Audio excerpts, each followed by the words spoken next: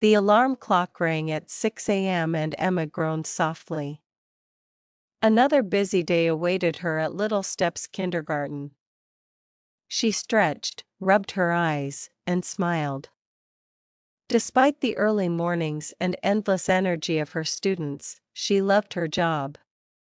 Every day was different, full of tiny surprises and big emotions. By 7:30, she arrived at the school. The hallway smelled faintly of crayons and soap. Colorful drawings covered the walls, smiling suns, stick figure families, and rainbows that reached from one end of the corridor to the other. Emma unlocked her classroom door and turned on the lights. The room came alive with color: tiny chairs, low tables, shelves filled with picture books, and a corner stacked with building blocks. She began preparing for the day. On the whiteboard, she wrote the morning message. Good morning, friends. Today we will learn about animals and make paper lions. As she arranged the craft materials, she heard the familiar sound of little footsteps and cheerful voices. The children were arriving. Good morning, Miss Emma, shouted Leo, a lively boy with curly hair. He ran straight to the block corner. Good morning, Leo. Remember to hang your backpack first, Emma reminded him gently. Soon, the classroom buzzed with energy. Some children were drawing, others were chatting, and a few were already arguing over who got the red crayon. Emma smiled patiently. Let's share, everyone. There are plenty of colors for all of us. At 8:30, circle time began. The children sat cross-legged on the carpet, their eyes wide with curiosity. Emma clapped her hands twice. Good morning, class. Good morning, Miss Emma, they chorused. Let's start with our morning song, she said. The children sang loudly, some off-key, some forgetting the words, but all with enthusiasm. Emma joined in, clapping along. After the song, she held up a picture of a lion. Who knows what this animal is? A tiger, shouted one child. No, it's a lion, corrected another. Emma laughed. That's right, it's a lion. Lions live in groups called prides. They are strong and brave. She loved how curious her students were. Every question led to another. Do lions eat pizza? Asked Mia, her smallest student. The class erupted in giggles. No, Mia, Emma said, smiling. They eat meat, not pizza. After the lesson, it was time for art. Emma handed out yellow paper, glue, and strips of orange for the lion's mane. The children worked busily, some carefully cutting, others sticking everything together in a creative mess. Look, Miss Emma. My lion has sunglasses, said Leo proudly. That's wonderful, Leo. Very creative, she replied. But not everything went smoothly. Halfway through the activity, Emma noticed tears in the corner of the room. Lily had accidentally spilled glue on her drawing.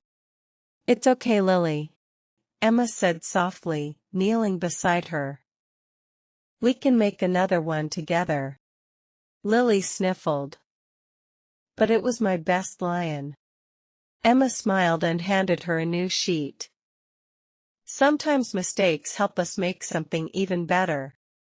By lunchtime, the classroom looked like a colorful battlefield, paper scraps everywhere, glue sticks without caps, and glitter on the floor.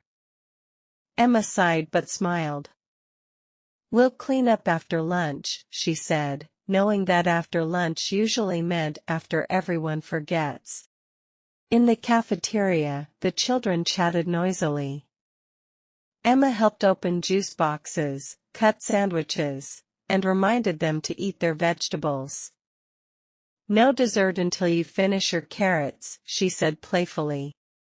After lunch came nap time. The lights dimmed, soft music played, and the children lay on their mats.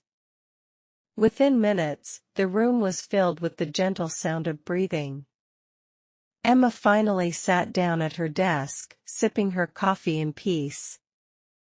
She looked around at the sleeping children and felt a wave of affection. Each one was growing, learning, and discovering the world in their own way. Her quiet moment didn't last long. A small voice whispered, "Miss Emma, I can't sleep." It was Noah, clutching his stuffed bear. "That's okay, Noah," she whispered back. "Just rest your eyes and think about your favorite story." He nodded and closed his eyes. Emma smiled. When nap time ended, the children woke up refreshed and ready for playtime. They built towers, played pretend, and chased each other around the playground. Emma joined in, pretending to be a lion.